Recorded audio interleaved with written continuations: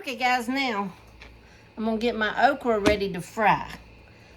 Tonight I'm having, gonna be having some salt pork, some okra, and my rutabagas. But we're gonna get our okra ready to fry. I'm gonna turn you down so you can see how I do it.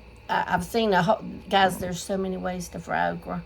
You can stew okra. I mean, there's so many ways, but this is, when I have just a little bit, this is what I do, okay? All right. We're just simply, I cut my tips off. You can't eat the tips, guys. You can eat them. But I cut them off. And then I just cut my okra in just kind of little bite-sized pieces. And see how easy it cuts? That's another way, too. You know that it's not too hard. It's really good okra. Now, when I get to the stem, I do cut that stem off, okay? So, I just got these few, so I'm gonna just do it all right now.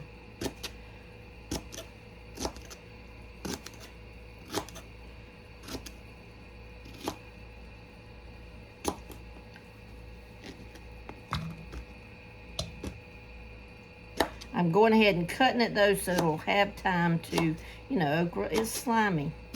And I want it to have that kind of, I want some of that slime to come out so that my meal will attach to it.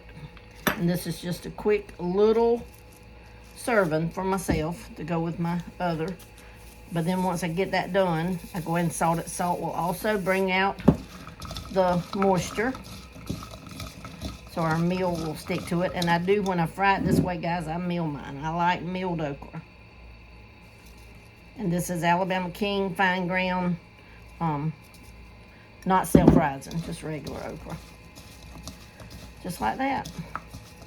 Okay, so it's ready to cook. We're back with our okra.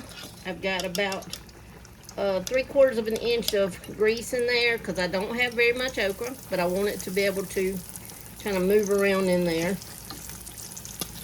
I'm just going to put it in there and be very careful of my pan because I don't have a plastic spatula to get it up with. But you just want it to get good and brown. Want it to get good and brown, guys. But that's how I like mine.